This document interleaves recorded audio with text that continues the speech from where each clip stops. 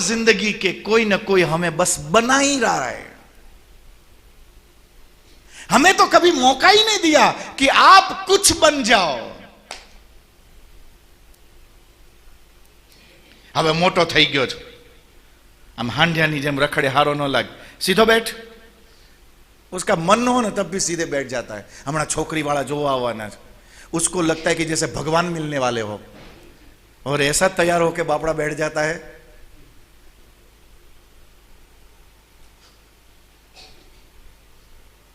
શેનું કામ કરો છો સાબુદ્દીન ભાઈ? कहीं नहीं, बस टिम्बर मर्चेंट। अब बापड़े को सिखा रखा है, वो तो सच बोलना चाहता है, दातण बेचू छू।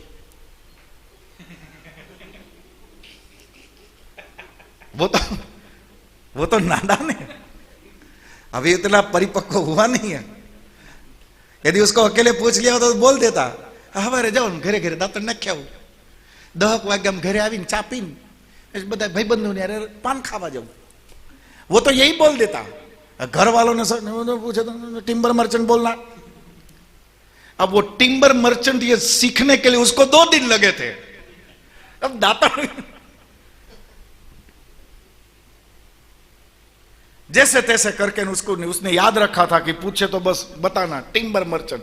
ऐसे झूठ तो नहीं बोल रहा है, ये तो लकड़ी का ही व्यापार। अब ये बात अलग है कि इमारती की वो समझ रहा था, अब समझने वाले की गलती है। उसको भी इंटीरियर जाके पूछ लेना था कि कुर्सी बनाओ जो दातण।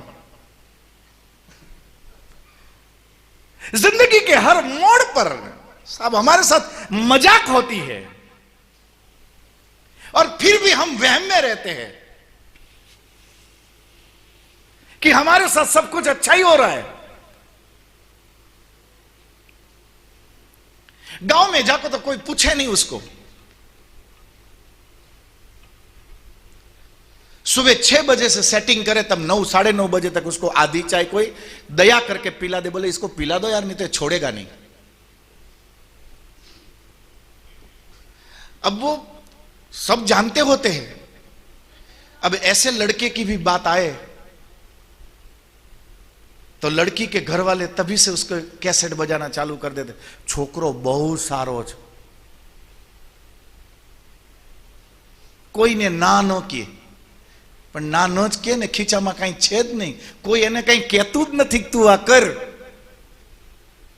वो लड़की सोचती है कि चलो भाई कम से कम अच्छा घर मिलेगा।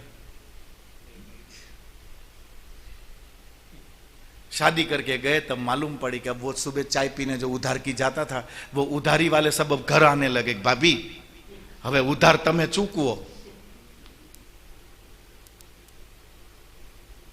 स्वजनम ही कथम हतवा, ये सब ऊपर का छलावा है।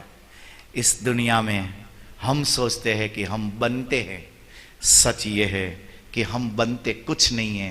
ये दुनिया मौका परस्त हमें बनाती चली जाती है, बनाती चली जाती है, बनाती चली जाती है।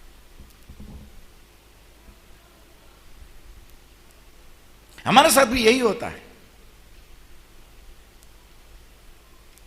गुरुजी तमे आवीने वांचो मजा आवी जशे, तो हमें भी लगता है कि चलो हम अच्छी कथा करते होंगे, और आके चिल्ला चिल्ला के 4-4 दिन में तो हूं गळू बेहाड़ी दऊं, रेडू नाखी नाखी।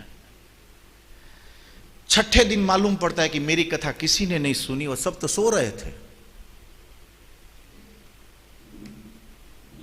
आपणे तमथमता घेरे रेडू नाखता था। स्वजनम ही कथम हतवा सुखी न श्याम माधव। एक इतना जबरदस्त छलावा, ये छलावा हम भी करते हैं जो यहां अर्जुन द्वारिका नाथ के साथ कर रहा है। ऊपर से सुनने में इतना अच्छा लगता है, जब आपके साथ बैठकर कोई मीठी मीठी बातें करता है तो लगता तो ऐसा है कि देखो इसको हमसे कितना प्रेम है, इसको हमारी कितनी चिंता है, ये कहना चाहता है। पर सच्चाई यह है कि ऐसी मीठी बात करके वह व्यक्ति केवल अपना गणित बिठा रहा होता है। पर भगवान द्वारिकानाथ को पता था कि यह भागेगा नहीं। सबके अपने अपने टाइप होते हैं। ये श्लोक जिंदगी में अक्षरशः उतार लेने जैसा है। नहीं तो इस भगवत गीता के प्रवचन के बाद भी आपको कोई बनाएगा। अब यदि लगता हो कि बहुत बन लिए तो ये ठीक से समझना,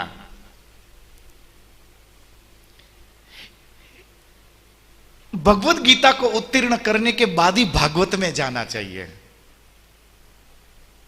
उसके बाद जब आप गाओगे ना कि धर्मम भजस्व सततम त्यजलोक धर्मान सेवस्व साधु पुरुषान जहि काम तृष्णाम अन्यस्य दोष गुण चिंतन आशु मुक्तवा सेवा कथा रसमोह नितराम पिबत्वम, ये तभी सिद्ध हो पाएगा।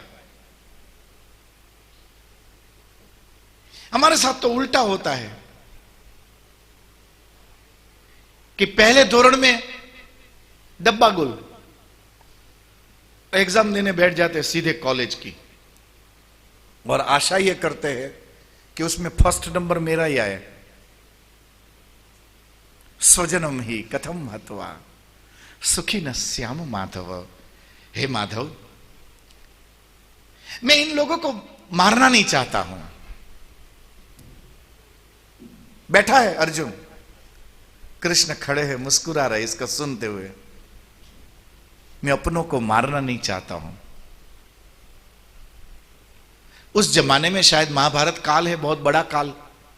उस जमाने में जो लड़ने वाले लोग होते होंगे उनके फोटो वोटो छपते होंगे, और अर्जुन के घर जो फोटो पहुंचा होगा वो शायद किसी परदेश वालों का होगा, इसलिए वो आ गया था। अब यहां तो वो जिनके फोटो छपे थे वो तो थे नहीं, इनके घर वाले थे, वो डर गया।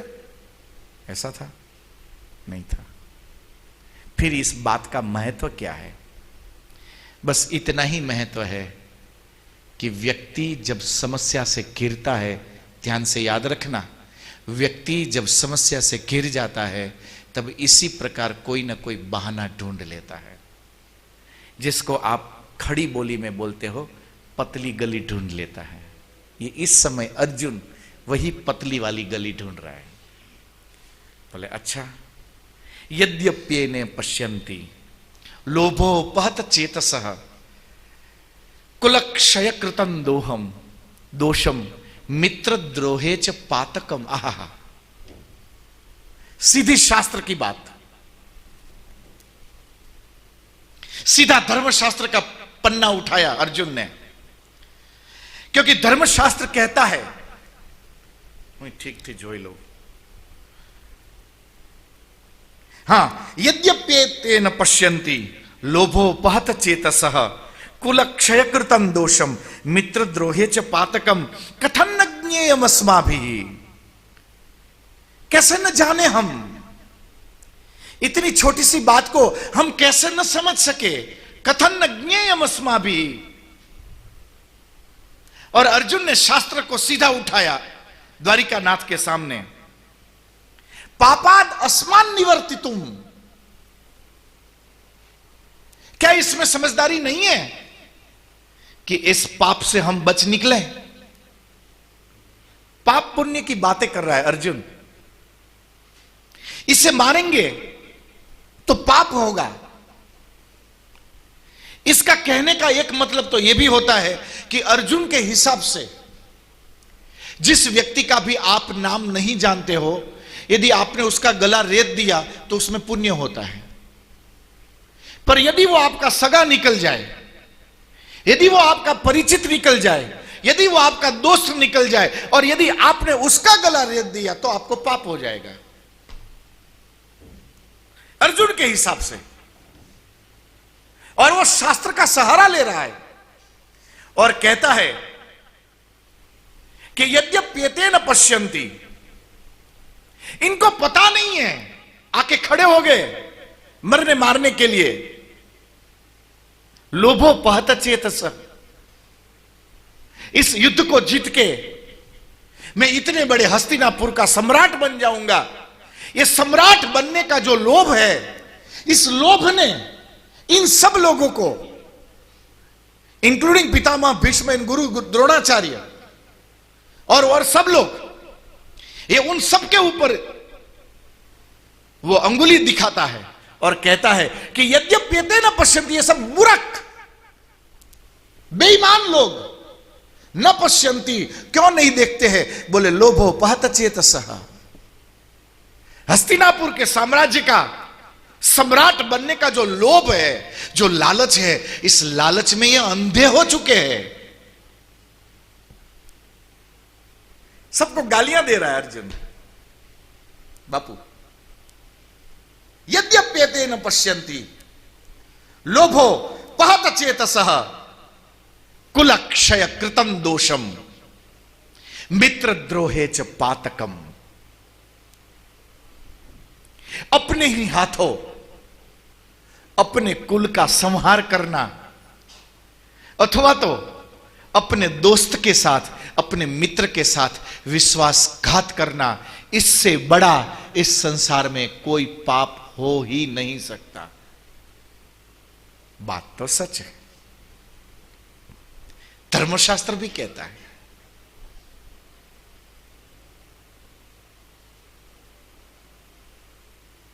विधि शास्त्र कहता है कि यदि आप, जिसकी जिम्मेवारी है आपके ऊपर, आपके परिवार के बुजुर्ग, आपके परिवार में बच्चे, आपके परिवार में महिलाएं, आपके परिवार में कोई बीमार, उनकी सुरक्षा का ध्यान रखना, उनकी स्वाभिमान का ध्यान रखना, ये आपका धर्म है। समझिएगा, विधि शास्त्र ये आपका धर्म है। यदि कोई घर में बीमार है, सोया है, तो उसको हरदम ऐसा लगना चाहिए कि मैं जल्दी ठीक हो जाऊं, मेरे बगैर ये घर नहीं चलेगा। उसका जो स्वाभिमान है, न केवल उसका ध्यान रखना, उसकी बीमारी को ठीक करना, अपितु उसके साथ साथ उसके स्वाभिमान की रक्षा करना, ये बाकी घर वालों का धर्म है। आज उसके स्वाभिमान की रक्षा होगी तो कल आपके स्वाभिमान की रक्षा होगी। कल तक जो दौड़ा भागी कर रहा था, ये कोरोना क्या होता है उसको पता नहीं था। चिंता मत करो, मैं हूं ना, कर लूंगा। एक दिन गया, वायरस लग गया, अचानक से वो बीमार हो गया। तब आपका धर्म बनता है कि आप उसके स्वाभिमान की रक्षा करें, उसका ध्यान रखें। छोटे छोटे बच्चे हैं घर में, जिनकी छोटी सी आंखों में वो सपने देख रहा है। सज्जनों, सारे पाप करना, पर आपकी वजह से उन बच्चों का स्वप्न टूट जाए, वो पाप कभी न करना।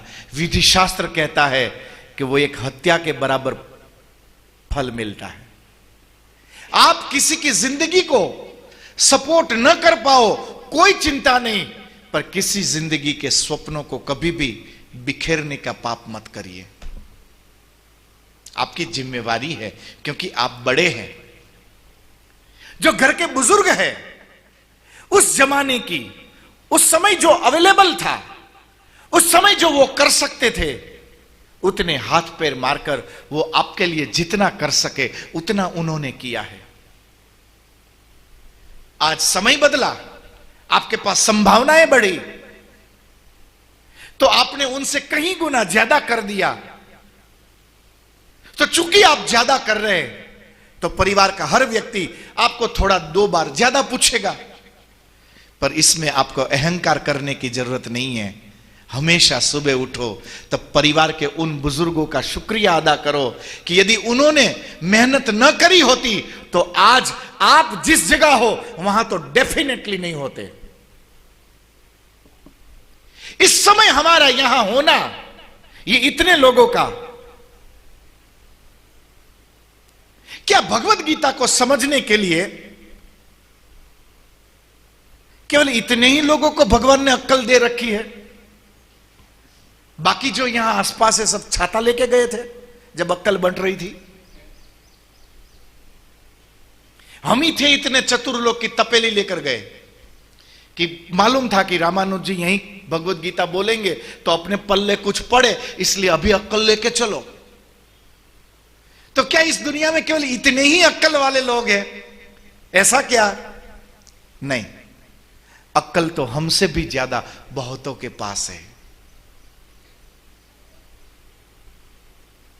पर उनकी अक्ल का इस्तेमाल जहां करने के लिए उनको सिखाया गया वो अभी वहां इस्तेमाल कर रहे हैं, बस और कुछ नहीं। और हमारे बड़े बुजुर्गों ने हमें अक्ल का इस्तेमाल करने के लिए जो सिखाया वो हम यहां कर रहे हैं। तो कोई बड़ा बड़ा तिलक लगाने से कोई पंडित नहीं बन जाता है, आपके लिए नहीं कह रहा हूं। मेरी मानो तो पूरा वही पोत के आओ, मेरा क्या फर्क पड़ रहा है। गले में बहुत बड़ी माला पहनने से या जटाजूट बांधने से कोई सिद्ध नहीं हो जाता, पर कम से कम इस मार्ग पर निकला तो है। किसी के बोलने पर आपको बुरा लग गया, नरसिंह मेहता भाई की बात से उसको ठेस पहुंच गई और एक दिन भाई ने नरसिंह मेहता को निकाल दिया घर से। करता धरता कुछ नहीं है, रोज सुबह घर से निकलता है करताल लेके, जहां जो दुकानदार मिल जाए बस वहीं जाके बैठ के भजन कर देता है। अरे घर की कोई इज्जत होती है कि नहीं होती है? ब्राह्मण घर का है तू, न बाप की चिंता, न नाम की चिंता, न परिवार की चिंता। हमने सोचा कि विवाह करवा देंगे तो अक्ल ठिकाने आएगी। अब तेरी घरवाली की और तेरे बच्चों की भी हम ही टेंशन ले, अब बहुत हो गया जा। नरसिंह मेहता घर से बेघर हो गया। दिल थी उस पर भी बीती पड़ी होगी। सोचा नहीं था नरसिंह मेहता ने कि जिसको मैं पिता तुल्य समझता हूं वही मेरा बड़ा भाई एक दिन मुझे लात मार के निकाल देगा। पर सज्जनों, नरसिंह मेहता तो दामो कुंड पर उस दिन रोया और अपने भाई को शुक्रिया अदा किया कि यदि उस दिन उसने लात न मारी होती तो आज अपने पिता का श्राद्ध अपने बलबूते पर करने की नौबत न आती। और यदि वो नौबत न आती तो द्वारिका नाथ को पुकारने की जो अंदर से एक ललक जगनी चाहिए वो आग न लगती। और यदि द्वारिका नाथ न आता तो आज नरसिंह मेहता अमर न होता। कभी कभी हमारे साथ जो दुर्घटनाएं होती है उसके लिए भी परिवार के उन लोगों के लिए शुक्रिया अदा करिए कि यदि वो न होते तो आज हम यहां न होते। जिंदगी के हर एक मंत्र केवल सखाराम जी के लिए ही मधुर हो सकते हैं, बाकी मेरे और आपके जैसे लोगों के लिए कभी मीठी मधुरी बात मिलती है तो कभी कड़वी दवाई भी पीनी पड़ती है साहब। यद्यप्येते न पश्यन्ति लोभो पहत चेतसः कुलक्षय कृतं दोषम। विधि शास्त्र का सिद्धांत कि आपकी फर्ज है ये कि अपने से बड़ों का सम्मान रखना, ये आपका धर्म है कि अपने से छोटों की रक्षा करना। उनके सपनों को पूरा करने के लिए आप जो कर सकते हो। यदि किसी के पैर में कांटा चुभ जाए और उस कांटे को चुभने से उसको जो दर्द हो रहा है, इस दुनिया में आज तक ऐसी कोई विधा नहीं निकली है कि जो उस दर्द को खींच सके। आप किसी का दर्द नहीं ले सकोगे। बुरा तो मत बोलो, 2 कदम वापस तो आ सकते हो, वापस तो आओ, उसको सहारा तो दो। अरे भैया लो मैं निकाल देता हूं। ये तो आप कर ही सकते हो, ये आपका धर्म भी है।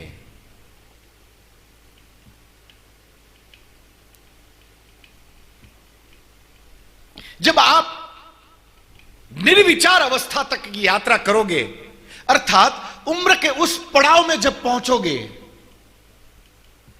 जब अब कमाना कुछ बाकी नहीं बचेगा, अब ज्यादा खाने पीने का भी कोई मन नहीं करेगा। जिन दोस्तों के साथ बैठकर चाय पीते थे, उनमें से सारे दोस्त तो ऊपर भगवान जी के साथ बैठ के चाय पी रहे, तो अब कोई बतियाने वाला भी नहीं रहा कि जिसके पास बैठकर गप मार देते कि चलो दोस्त आया है, थोड़ा चाय के दुकान पर बैठ के थोड़ी गप मार आते हैं, न्यूज़पेपर वहीं पढ़ लेंगे। अब तो ऐसा है कि न्यूज़पेपर पढ़ने का भी मन नहीं करता है। क्या रोज वही की एक ही बात पढ़ना, नया तो कुछ न्यूज़पेपर में आता नहीं है। वही की वही बात, जगह का नाम बदल देते हैं, स्टेशन का नाम बदल जाता है, बात तो वही की वही होती है। ऐसा लगता है कि रोज का न्यूज़पेपर कॉपी पेस्ट हो रहा है। ऑटो सेट 12 बजे अपना प्रिंट में डाल देते होंगे। क्या रोज वही के वही न्यूज, पुराने न्यूज पढ़ने, और पढ़ के मिलता क्या है? उत्तर प्रदेश में इतने करोड़ों का हो गया गमन, तो तू यहां क्या कर रहा है भाई? तू क्यों टेंशन ले रहा है? उत्तर प्रदेश वाले नहीं ले रहे, और लिया होता तो इतने का होता नहीं। ये नहीं, ये नहीं लिया इसलिए तो गमन हो गया। जिंदगी में बहुत कुछ ऐसे ही आकस्मिक हो जाता है जो आपने चाहा नहीं था, आपने देखा नहीं था। कुलक्षय कृतं दोषम मित्र द्रोहे च पातकम। किसी का द्रोह करना, जो आपके आश्रित है उनका ध्यान न रखना, ये बहुत बड़ा पाप है। पाप का आप अर्थ ऐसा मत ले लेना कि कुछ ऐसे गोल्ड मेडल जैसा होता होगा, जितना करते जाओ उतना आपके गले में पड़ता जाए, ऐसा नहीं।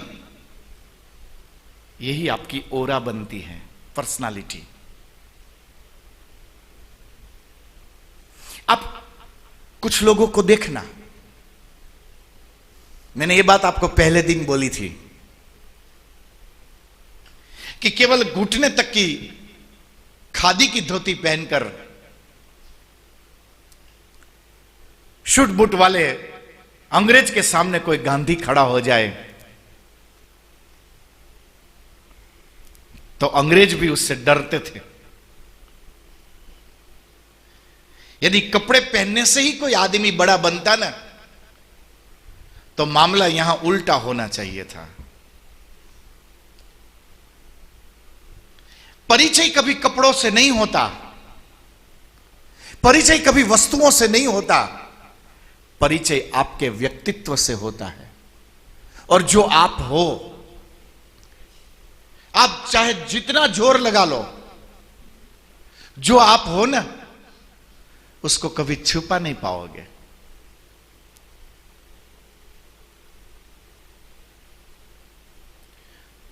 दो दोस्त जा रहे थे पिपलखुट आश्रम,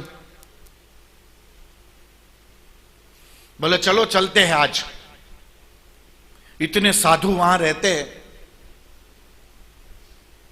मंदिर में थोड़ी दक्षिणा रखेंगे, थोड़ा गौशाला में दान करेंगे, अच्छा रहता है। दोनों चले, आ गए आश्रम। पर जो असलियत है उसमें एक परम लोभी था। तो एक ने तो अपनी जेब से 100 रुपए निकाले रखे भगवान के सामने, दोस्त थे, उसने तुरंत बगल वाले को तू कर। अरे बोले हो क्या गया? पर्स तो घर भूल के आया। उसको खर्चा करवा दिया। जो आप हो ये ज्यादा दिन कभी छुप नहीं पाता है। आदमी जैसा होता है ना, वो 2 दिन में पता चल जाता है कि बस इसी रेंज में महाशय घूम रहे हैं। जब दुनिया वालों को पता चल जाता है तो द्वारिकानाथ को पता नहीं चलता होगा।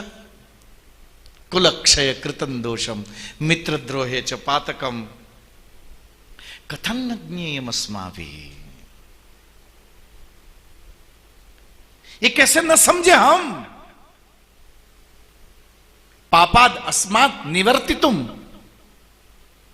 कम से कम इतनी तो समझ होना ही चाहिए ना हर व्यक्ति को, कि कम से कम इतना जानने के बाद कोई व्यक्ति ऐसे पाप में न उतरे। द्वारिकाधीश मुस्कुराए, बोले वाह यार, ये अर्जुन बोल रहा है कि ये कौन बोल रहा है। आज अर्जुन ने अपना टाइप बदल दिया। सब अलग अलग टाइप के लोग होते हैं। ये आप लोगों ने तो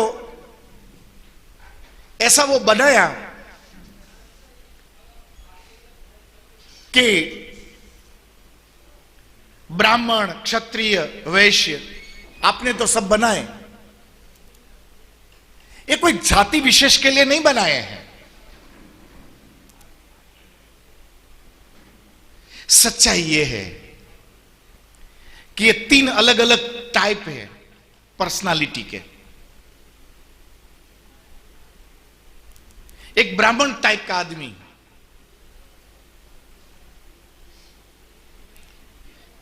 थोड़ा सा दो ना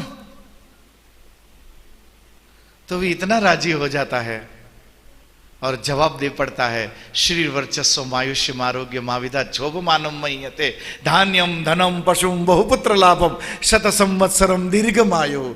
हिसाब करो तो ये अरबों खरबों का हो गया। और इतने बड़े आशीर्वाद वो केवल 11 रुपए में दे पड़ता है। संतुष्ट है, ये टाइप है, ऐसे लोग होते हैं। तो आइए वापस चलते हैं, क्योंकि अभी तक इतिहास था तो हमारे साथ कहानियां थी। अब इतिहास पीछे छूट गया, हस्तिनापुर को बहुत दूर छोड़ दिया। अब यहां पर हम अकेले हैं और हमारे साथ द्वारिकानाथ है। ये बात अर्जुन और द्वारिकानाथ के बीच में नहीं है, ये हमारी और द्वारिकानाथ की बात है। ये थोड़ी देर के लिए अपने भीतर डूबने के लिए है ये प्रसंग पूरा। ये जो मंत्र है ये आत्मचिंतन के मंत्र है कि व्यक्ति दिखता कुछ और है पर व्यक्ति भीतर से चाहता कुछ और है। और इसी द्वंद्व में कभी व्यक्ति जीत जाता है तो कभी वो हारता है। जो व्यक्तित्व है आपका, आपकी जो पर्सनालिटी है, ये इसी पर निर्भर करती है कि आप भीतर से कितने एकदम खालिस हो, सही हो, शुद्ध हो, पवित्र हो। अर्जुन शब्द तो बोलता है कि कुलक्षय कृतं दोषम मित्रद्रोहे च पातकम, पर हकीकत यह नहीं है। कुछ अलग अलग टाइप के लोग होते हैं। एक ब्राह्मण टाइप का आदमी, चाहे आप उसको कितना भी करो, थोड़ा सा दे दो राजी हो जाता है। बहुत ज्यादा यदि समस्या से वो गिर जाए, कोई जवाब न मिले, और यदि छोटा सा शिवालय उसको मिल जाए और वो 2 मिनट वहां रो ले, निश्चिंत होकर घर जाके सोता है। वो एक टाइप ही अलग है। वो जब विधि शास्त्र बोलता है और वो जब ये कहे कि कुलक्षय कृतं दोषम मित्रद्रोहे च पातकम, तो एकदम सटीक बोल रहा है वो। ये उसी टाइप के लोगों के लिए एकदम परफेक्ट है ये सूत्र। पर एक दूसरा टाइप है कि यदि आपकी भुजाओं में शक्ति है तो आप पूरे ब्रह्मांड को अपने वश में कर सकते हो। पर दुनिया में हुए किसी भी युद्ध की किताब को आप उठाकर देख लीजिए, आगे तो लोग युद्ध करते हैं, पीछे से लोग भागते हैं। ये युद्धों की बात करना बहुत आसान है,